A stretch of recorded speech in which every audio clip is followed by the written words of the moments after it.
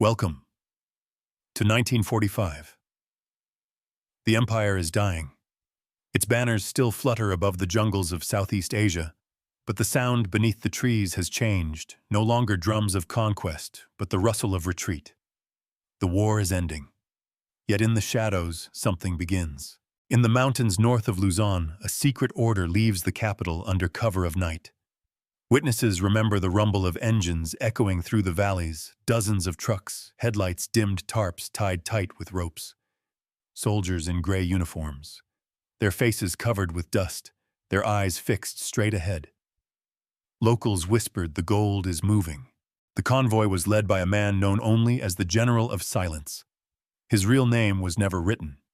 He reported directly to the Imperial High Command, and his final mission, signed in red ink, was simple: protect the treasure until the end. But no one ever saw the end. Days later, when American forces swept through the northern ridges, the roads were empty. No bodies, no vehicles, no gold. Only tire marks that stopped at the foot of a mountain shrouded in fog. People began to call it the Forbidden Mountain, a place where sound died before it reached the summit, where compasses spun in circles, where birds refused to fly. One farmer said he heard engines climbing the slope late one night, then a single explosion, and silence so heavy it felt alive. Another swore he saw torches moving like fireflies inside the mist, and men digging until dawn. By morning, the ground was smooth again, as if the earth had swallowed its secret. In the weeks that followed, military patrols searched the area. Nothing. The jungle had closed around the trail like a wound healing itself. Official reports filed in Tokyo referred to the mission as Operation Silence. The entry was brief: convoy dispatched, fate unknown. To the army, it was one more loss among thousands. To the locals, it was something else: the birth of a legend. They said the general never left, that he stood at the mountain's gate, rifle in hand, guarding the gold of the empire even after death. Old men spoke of a sound beneath the soil, the echo of trucks idling under the ground. At night, children were told not to climb too high. The mountain takes what is offered, they said, and sometimes it asks for more. Years later, explorers tried to find the site. Compasses failed, radios went silent. One diver who descended into a nearby cave described a tunnel carved by human hands, leading into darkness that felt like metal. He never went back. Historians would argue that the gold was part of the empire's evacuation fund, billions in bullion, art, and relics meant for a secret bank. But others believed the mountain itself was chosen not for its secrecy, but for its hunger. Every legend begins with a truth that history cannot explain. So we begin where the roads end. In a jungle that hums with the ghosts of engines, where men vanished and the earth kept its promise. Before we go further, take a moment. Leave a comment where you're watching from and the exact time you paused. What would you have done if the road ahead promised fortune but demanded silence forever? April 1945. The world was collapsing in on itself. The Pacific burned. Empires that once stretched from Burma to the Solomon Islands were being pushed into the sea. The Japanese Imperial Army, once unstoppable, was breaking apart, scattered across jungles, mountains, and islands that had become graves instead of conquests. In northern Luzon, the mountains looked calm from above, green, endless, silent. But underneath the canopy, a final command was being carried out. A message stamped in vermilion ink and marked top secret: Operation Silence. The order came directly from Imperial headquarters. Secure the treasury. Evacuate the cultural relics, the gold reserves, the sacred icons looted from Southeast Asia. Hide them where no army could reach. The General of Silence, a man whose name was erased from every record, was chosen to lead. Not because of loyalty, but because of his ability to disappear. The convoy assembled before dawn. Trucks lined the dirt road near the town of Baguio, 37 in total, each one covered in heavy canvas. Inside, chests of gold bars, statues from temples, ceremonial swords, and boxes sealed with crimson wax. Beside them, soldiers in khaki uniforms stood without speaking. The air was thick with humidity and fear. Some carried rosaries. Others whispered prayers. One soldier years later told his grandson that the general made them swear an oath that no word of the mission would ever be spoken, not even after death. They believed they were saving the soul of the empire. The convoy moved at dusk, engines muffled with cloth headlights painted blue to blend with the night. The route snaked through Bengay province, narrow paths, steep ravines, fog so dense that visibility dropped to meters. Along the way, villagers saw shadows of men working in silence. They dug trenches, carried crates, built false barricades. And then, they vanished. The official war diaries stopped there. No coordinates, no confirmation of arrival. The next entry in Tokyo reads only one line: convoy secured. Mountain sealed. When American forces reached the area weeks later, they found traces of fire-abandoned helmets, tire tracks ending at the base of a ridge. General Yamashita himself was already in retreat, preparing for surrender. Yet even he refused to answer questions about the missing gold. His final statement during interrogation: "Some things are not meant to be found." Rumors spread quickly. The mountain locals said was not an ordinary place. They called it Bantai Nanginto, the guardian of gold. A land spirit older than the war itself was said to live there, protecting whatever men tried to bury. Elders claimed that strange lights appeared on misty nights like lanterns buried under the soil. Dogs would howl at invisible sounds, and those who went searching never returned. In 1946, a team of U.S. intelligence officers mapped the area using aerial photos. They noted several sinkholes and collapsed caves as if the ground had swallowed part of the terrain. Excavation was deemed too dangerous. The forest had reclaimed everything. Years passed. The legend deepened. Some said the convoy's treasure was cursed, that the general's men were ordered to seal themselves inside, entombed with the gold, to protect it forever. Others whispered of dynamite charges detonated from within a deliberate burial to erase witnesses. Every version ended the same way: silence. But documents discovered decades later tell another story. In 1953, an unmarked report from the Philippine Constabulary mentioned metallic anomalies near Mount Cabuyao. A team of engineers attempted to drill the site. Their machines broke. The foreman reported hearing echoes like engines under the ground. The project was abandoned. Locals told of a strange rain that followed mud-tinted gold washing through the streams. Children collected flakes in their hands only for them to vanish by morning. Priests called it superstition, but the people believed the mountain was alive and it did not like being disturbed. By the 1970s, treasure hunters arrived in secret. Some were soldiers, some politicians, some American contractors. They came with blueprints, maps, rumors of Yamashita's gold. The search became an obsession, an empire of greed mirroring the one that died in 1945. Witnesses recalled foreign trucks parked near the foothills guarded by armed men. Nights filled with drilling explosions and lights that burned through the fog. And always, the same ending. Caves collapsing, tunnels flooding, equipment destroyed. It was as if the mountain itself was fighting back. Historians tried to separate fact from myth. The Japanese kept meticulous records, manifests of gold shipments, coded communications, even ledger books listing temple artifacts from Singapore, Burma, and Malaya. Many of those shipments disappeared between March and June 1945. None were ever recovered. In declassified Allied files, the phrase Zone Red, Convoy 7, appears several times. Analysts marked it as unresolved disappearance, coordinates redacted. But one notation stands out: convoy believed diverted to alternate site per general's discretion. Objective permanent concealment.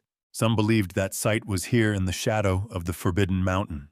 Even today, villagers still find relics washed up after storms. Fragments of rusted helmets, half-melted insignias, a Japanese bayonet fused with coral. Archaeologists call them remnants of retreat. The locals call them offerings returned. There is a legend told by the elders that on nights when the fog turns yellow, you can still hear engines rumbling below the soil like ghosts refusing to rest. And if you stand too long, you'll feel the ground pulse beneath your feet like a heartbeat that isn't yours. What happened in 1945 remains unclear. The facts exist: the convoy, the gold, the disappearance. But the silence that followed feels deliberate. Perhaps the general completed his mission. Perhaps the empire buried not just its treasure, but its sins. The mountain still stands green, unmoving, patient. And somewhere beneath it, history sleeps in metal coffins guarded by time itself. The file was marked confidential. Destroy after review. Inside the envelope, the pages smelled of iron and mildew. The ink bled through like bruises under thin skin.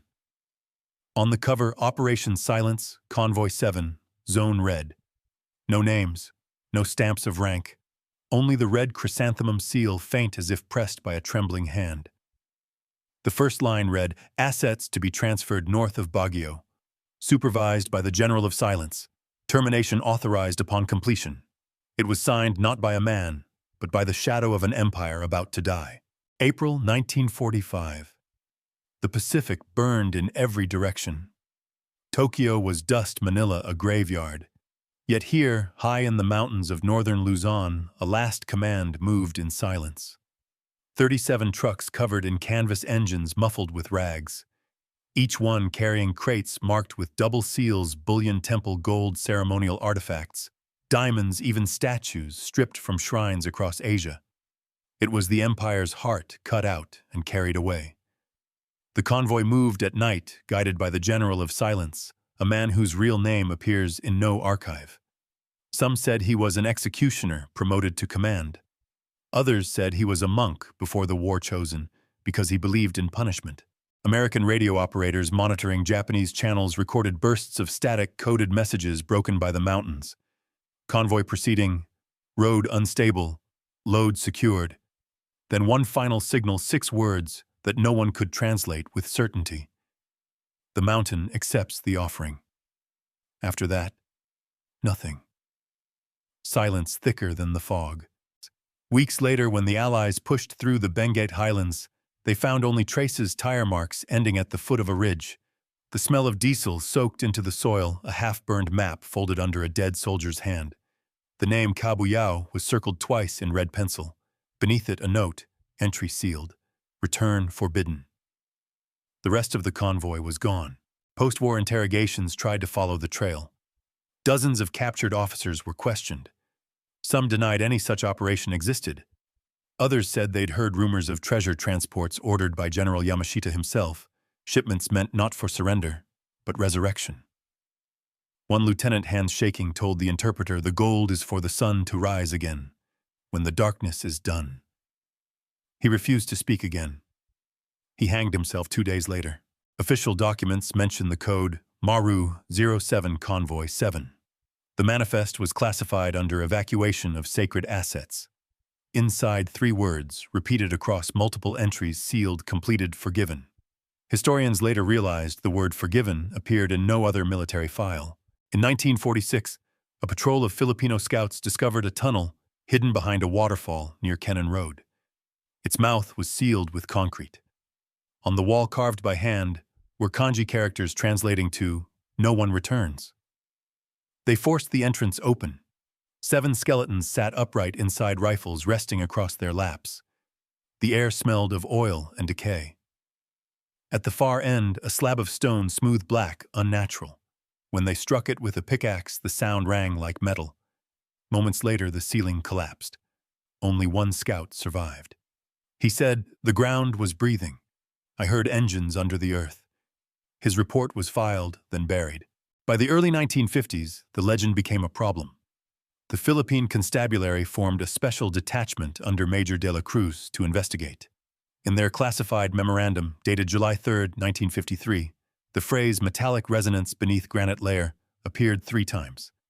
They brought in Japanese engineer Fumihiko Tanaka, a man who had once served under Yamashita. Tanaka was frail, quiet, polite. He drew maps of the area from memory, marking 12 chambers connected by a central vault. When asked where the main deposit was, he tapped his finger on the paper. "Here," he said. "The heart of the mountain." The drilling began in August.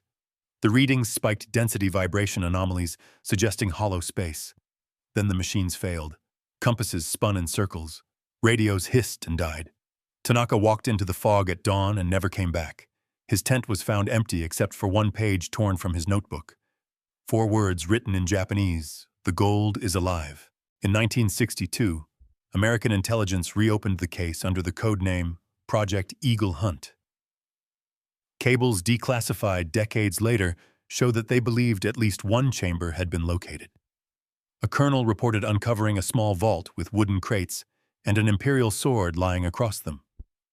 The crates were empty. In one corner, a rusted plaque bore the inscription, "The Oath Fulfilled." 2 weeks after the discovery, the colonel's plane vanished en route to Manila. Wreckage found months later showed no sign of the sword or the plaque. Throughout the 1970s, treasure hunters, mercenaries, and politicians descended on the mountain. They brought blueprints, dynamite, foreign money. Each claimed to have the real map, the key to the forbidden vault. Every attempt ended the same way: tunnels caving in, floods, missing workers. The mountain devoured greed as it once devoured gold. In 1978, a fragment of rice paper appeared in Tokyo's black market archives, a map labeled Operation Silence, Site C. The annotations were bilingual, Japanese and English, written in two hands. One note at the bottom margin read, "Vault Heart, Guardian Chamber, do not breach." And below that, scrawled in ink that analysis confirmed to be from 1945, "We sealed our sins in gold." The handwriting matched General Yamashita's, but the date didn't. The signature was written 2 weeks after his capture. Experts argued a forgery, a hoax, a trick of history.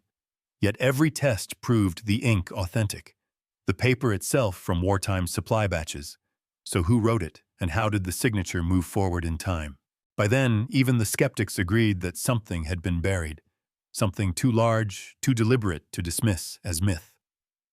The coordinates from the old OSS maps, the constabulary reports, the local testimonies, they all converged on the same place, a circle of mountains, where compasses fail and sound seems to stop mid-air.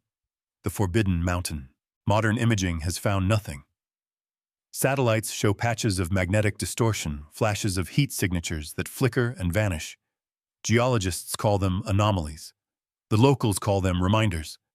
Because every year when the rains return, the earth shifts and metallic echoes ring from deep inside the ridge like distant engines turning in sleep. History lists Convoy 7 as fate unknown. But every witness ends their story the same way: a whisper, a warning, a prayer. They say the general kept his promise, that he buried not just treasure, but the soul of the empire, and that the mountain still guards both, waiting, patient, unbroken. Some archives close with a seal, some with a signature. This one ends with silence, the kind that feels alive, the kind that listens back. They say the mountain never sleeps. When the fog sinks low and the crickets stop singing, you can hear it breathing. A deep sound rising through the roots, like the slow turning of metal far below the ground. Locals call it Bantay ng Ginto, the guardian of gold. To outsiders, it's just another hill on the map. But for those who were born in its shadow, the mountain is alive.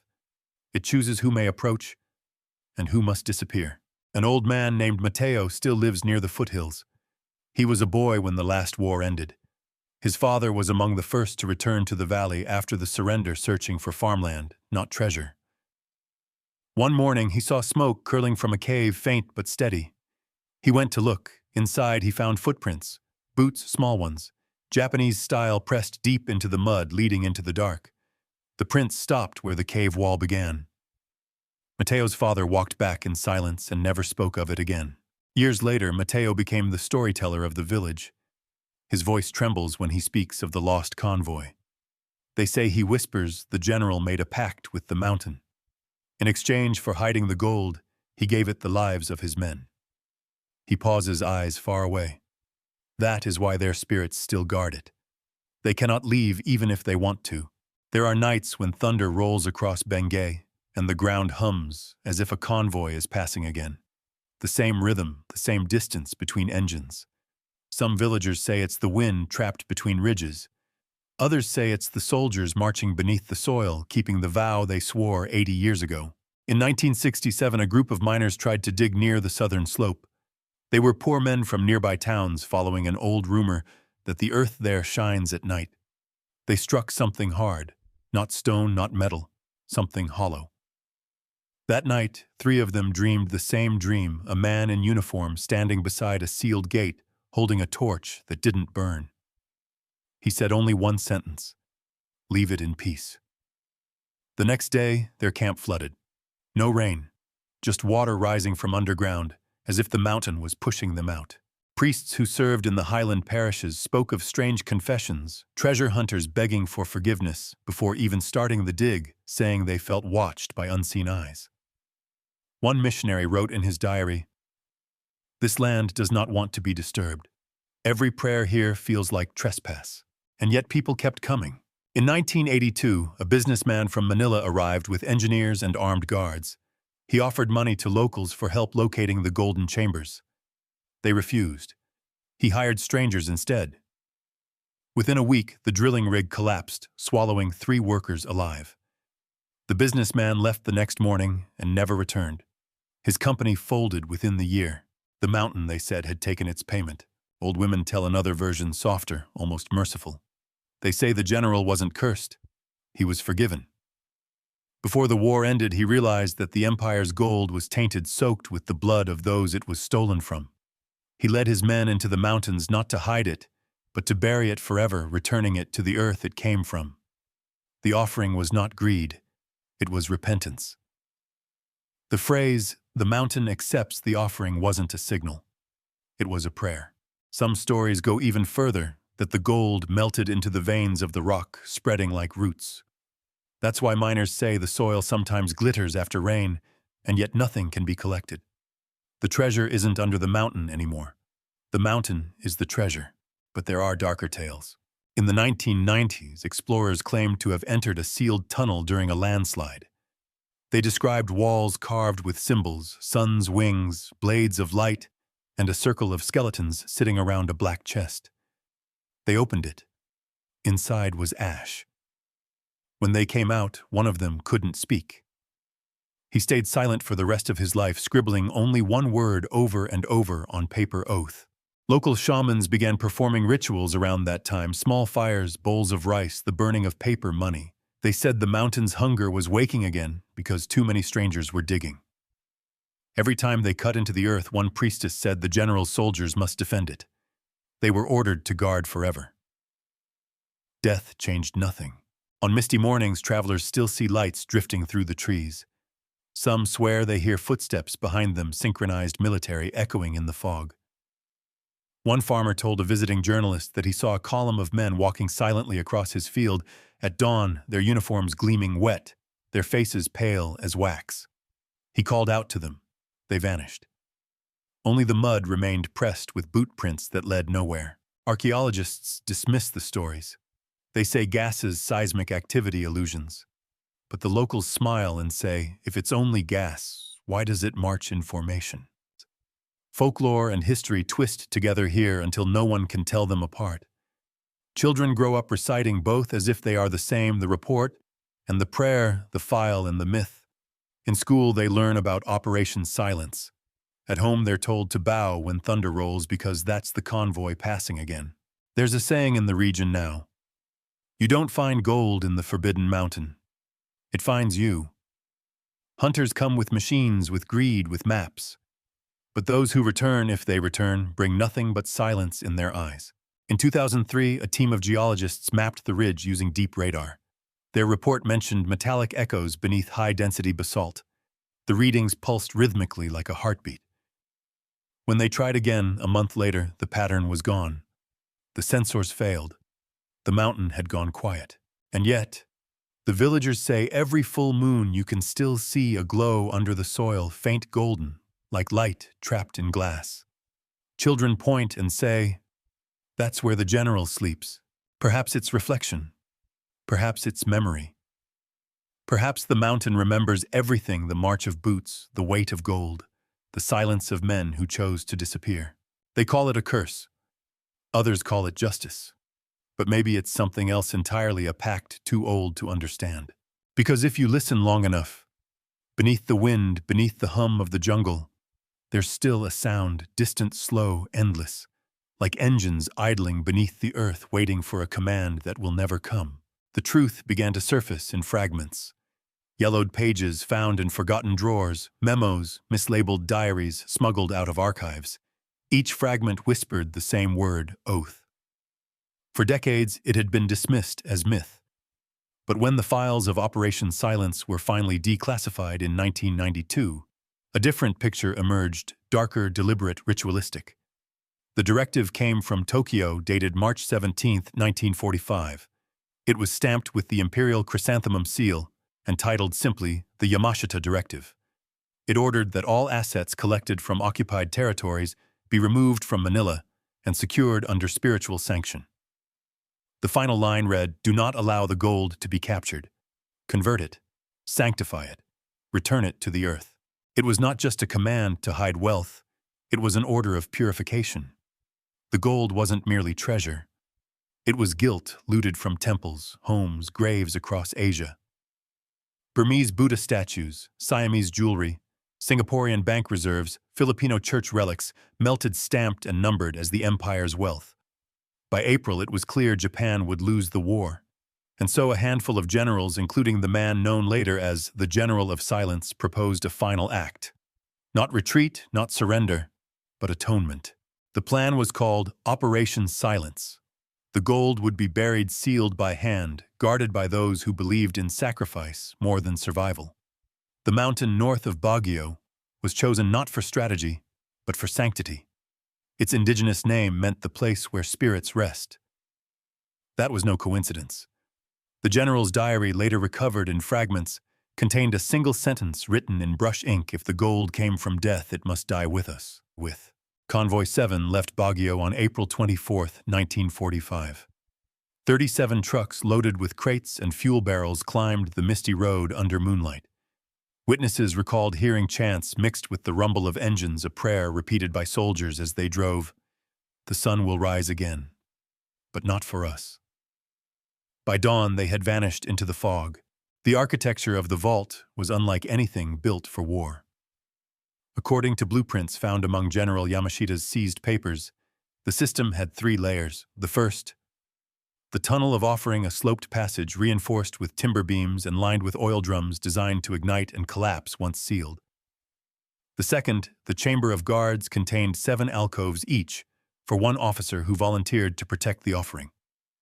The final, the heart, a circular vault carved into the mountain's core filled with gold bars stacked in concentric rings around a central altar.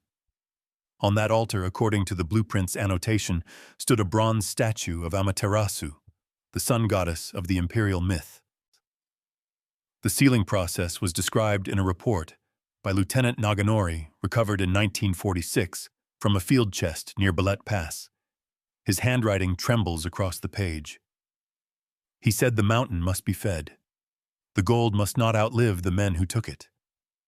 Beneath that line, a date, April 29th, the same day Yamashita broadcast his final coded message to Tokyo. Naganori's notes describe the ritual. The soldiers carried the last crates into the heart chamber. The general read from a scroll a prayer for purification. They lit candles soaked in oil, placed their rifles across their knees, and sat in silence.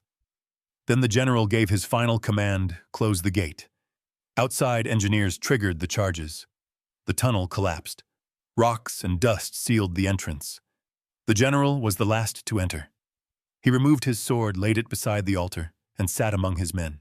His last words, recorded by Naganori, were, "We are the guardians now." When the detonation ended, the mountain exhaled. The valley filled with ash, and the road above it, the same road American patrols later found, simply ceased to exist. The convoy hadn't disappeared. It had buried itself.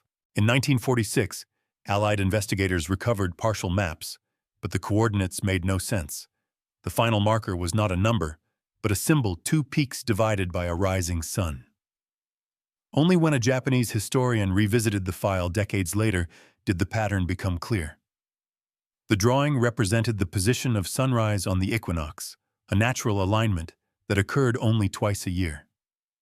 For 2 brief moments, each March and September, the morning light would strike the exact ridge believed to conceal the vault. That was the spiritual seal described in the directive, a door of light. The same historian found an annex to the Yamashita Directive, a page signed with the same calligraphy but written after his arrest. Scholars debated for years whether it was forged. The ink was genuine, the paper wartime stock. The line at the bottom read, "The gold has been returned to the sun. Let none disturb it." By then, the Americans had already located one of the auxiliary tunnels, not the main heart chamber, but a smaller cache. Inside were relics, weapons, and bones fused to the walls by heat. On the floor lay a tablet carved with kanji. We sealed the sins of men. The document describing that discovery was classified for moral reasons. Historians who saw the photographs said the chamber resembled a tomb, not a vault. The walls were painted with black lacquer, the symbol of the sun obscured by soot. In the center stood a melted sphere metal fused by explosion. Spectrographic tests showed it was gold alloy mixed with human ash. For years, governments denied the existence of that report. But copies leaked through private collectors. In the margins of one, a translator had scribbled a single note. This was not theft, it was confession. And so the story turned the legend of the lost treasure, becoming something else. Not a hunt for wealth, but an echo of remorse. The gold was real, the vault was real, but it had never been meant to be found. The general's order was not concealment, it was repentance. The silence of the mountain was the silence of absolution. Today, the Forbidden Mountain still stands untouched, covered in vines and fog. Somewhere beneath its roots, sealed in stone, lies the final breath of a dying empire. A vault where faith, guilt, and greed became one. The locals still say the mountain hums on the anniversary of the convoy's disappearance, as if remembering the engines that carried the empire's heart to its grave. The documents end with a red seal blurred, nearly erased, but one line remains legible beneath the wax. The sun will rise again, only when the silence is complete. Maybe that's why no one ever found the gold. Maybe it's still there waiting not for discovery, but for forgiveness. For 70 years, the mountain kept its silence. But silence is never empty. It listens. It remembers.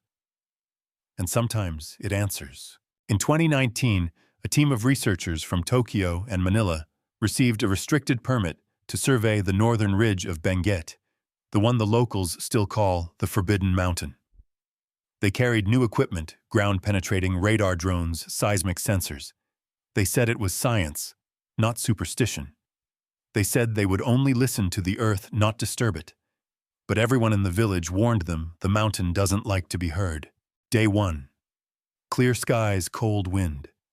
The radar readings began to pulse at 60 meters beneath the surface, a circular void too perfect to be natural. The echo returned metal density unmatched by any known mineral. A hollow heart. The geologist smiled and said, "We found it." The villagers stopped coming near the site. By the second night, strange things started happening. The team's audio logs picked up a low hum under the soil, rhythmic, mechanical, like an engine turning in slow motion. At 02:47 a.m., one of the recorders captured a whisper. "The sun will rise again." The voice was male, old, speaking Japanese, but there was no one there. They drilled the first shaft on day 3. The bit struck something solid, not stone, not iron. The contact made a ringing sound that lingered in the air too long, like the mountain was breathing through metal lungs. When they extracted the sample core, the inside smelled faintly of oil and ashes. The deeper they went, the hotter it got. Instruments registered temperature spikes impossible for that depth. Some said it was geothermal pressure, but one technician wrote in his log, "It feels like the air is burning without fire." At 30 meters, the drill hit an open cavity. The camera probe descended its light, slicing through dust and black mist. The feed showed a tunnel, perfectly carved beams, still intact after 70 years. On the walls, symbols of the rising sun, and 7 names etched in kanji. At the tunnel's end, a sealed gate of blackened steel fused into the rock. The team leader whispered, "The heart." They cleared the passage. The air that escaped smelled of metal and incense. It hissed like a sigh. Someone said, "It's breathing." The geophysicist laughed nervously. But his laughter didn't last. The lights began to flicker. The air monitor spiked, oxygen dropped, suddenly replaced by carbon traces, and something else, something the sensors couldn't classify. Inside the tunnel, the walls shimmered faintly, coated with a fine dust of gold. It clung to their suits, their gloves, their hair. When they touched it, their hands tingled as if charged. They reached the inner gate and scraped away soot to reveal engraved words. "Forgive us for the gold." Beyond that gate, they found 7 skeletons, each sitting upright, heads bowed, rifles resting across their laps. Around them lay melted coins fused into the ground and fragments of armor. The air tasted electric. The general's sword was still there, dark, rusted, half-buried in slag. A cameraman lifted it gently. The moment the blade rose, every light died. The recording shows nothing for 17 seconds, only sound. Static. Then, a low voice through the radio closed the gate. Panic. The tunnel began to vibrate. Dust fell from the ceiling. The heat spiked to 60 degrees Celsius. One of the crew shouted that the ground was moving. Then came the noise, the same deep rumble that old men in the village described decades ago, like engines coming alive beneath the earth. The team tried to retreat, but the exit had begun to cave. The last image on the camera shows a figure in uniform, standing beyond the sword, unmoving eyes hollow the insignia of a sun on his chest. The mountain collapsed at dawn. 3 days later, rescue teams arrived. They found the equipment melted, twisted like wax. No bodies, no gear. Only a burned handheld recorder lying half-buried in mud. The tape was damaged, but the last 30 seconds survived. It begins with silence, then breathing, then a faint voice repeating, "The mountain accepts the offering." The government called it a landslide. The report was brief: seismic instability, no survivors. The file was marked confidential. But satellite images from that same week show something else. A circular sinkhole exactly 40 meters wide, glowing faintly at night in infrared, as if something underneath was still radiating heat. No one went back. The villagers sealed the road with stones and crosses. They said the mountain had eaten what was taken from it, and demanded payment again. Every year since, on the anniversary of the collapse, fog rises earlier, thicker, and the air hums with that same buried rhythm like engines idling far away. Historians call it coincidence. Scientists call it magnetism. But the locals have a simpler word: memory. They believe the mountain remembers every hand that touched its gold, every soul that promised silence. And when that silence is broken, it calls them back. There's a final entry in the field notebook recovered from the site. The handwriting is shaky, almost unreadable. It says, "It's not a vault, it's a tomb. And it's not his gold we found. It's his sentence." For 70 years, the general's treasure remained untouched, not because it was lost, but because it was guarding something far heavier than gold. Guilt. Obedience. The burden of an empire's soul. When the last crew vanished, the mountain closed once more. The reading stopped. The humming ceased. The valley fell silent again. But silence, once awakened, never truly sleeps. It waits for the next voice that dares to call its name. And so the story ends where it began, on a road that disappears into fog, the sound of unseen engines and a promise whispered in a dead language. The sun will rise again, but not for us. The file was sealed at dawn. The classification code read, "Archived access restricted." The summary said it plainly, "Incident confirmed as geological. No further inquiry required." But inside the sealed envelope were photographs burned at the edges, maps warped by moisture, and one broken cassette, the only thing that spoke. The tape begins with static, then breath. A man's voice, faint, dry, whispering through dust. "It's not gold, it's light." Then silence followed by a metallic sound, like a door closing somewhere beneath the earth. The rest of the recording is blank. They say the mountain collapsed that night without warning. Officially, it was a landslide. Unofficially, the ground had moved exactly along the same lines drawn in the Yamashita Directive. The vault, it seemed, had swallowed itself once again. The rescue teams found no trace of the crew, no bodies, no tools, no tents. Only their shadows marked in the soil, etched by heat. A month later, the site was declared a no-go zone. New fences went up, warning signs in 3 languages: unstable ground, do not enter. But no one in the nearby villages needed to be told. They already knew. They said the mountain had taken back the offering. From a satellite's eye, the ridge looked different, subtly bowed the slope facing the sunrise. The scientists called it subsidence. The locals called it a bow, a gesture of closure. In Tokyo, Professor Harada, the last living historian who worked on the Yamashita archives, wrote a report titled "The Convoy That Buried the Sun." The introduction read, Every empire leaves behind its monuments. Ours left silence. He never finished it. The manuscript disappeared the week after his death. Only one line was left in his notes, handwritten in black ink. The gold has been returned to the sun. Let none disturb it. Now, decades later, the road that once led to the forbidden mountain is barely visible, swallowed by moss, overgrown by trees. Locals sometimes climb halfway up to leave small offerings, coins, flowers, folded paper with no words written inside. They call it letters to the silent men. When the mist rises, the air feels heavy as if the mountain is listening. No radar has pierced its heart since the last collapse. The geological agencies stopped trying. The last team that attempted a scan reported interference that sounded like rhythmic pulses, a vibration too regular to be seismic, too human to be chance. It lasted exactly 1 minute, matching the cycle of a heartbeat. At dawn each year on the anniversary of the convoy's disappearance, the sun cuts through the clouds and hits the same ridge for less than 60 seconds. In that moment, everything stops. No birds, no wind, no sound. Just light resting on stone. Then it fades. The villagers bow their heads and say, "The mountain is breathing again." History will call it coincidence. Faith will call it consequence. But silence will call it memory. The general's convoy was not lost. It was sealed by choice 37 trucks of gold turned into a single tomb of repentance. The soldiers did not hide treasure. They buried the weight of their own sins. What remains below is not wealth, but confession, a wound that learned how to keep itself closed. And maybe that's what the world mistook for gold all along. Not metal, not light, just the reflection of guilt. Because maybe the mountain was never cursed. Maybe the gold was never the sin. Maybe it was us.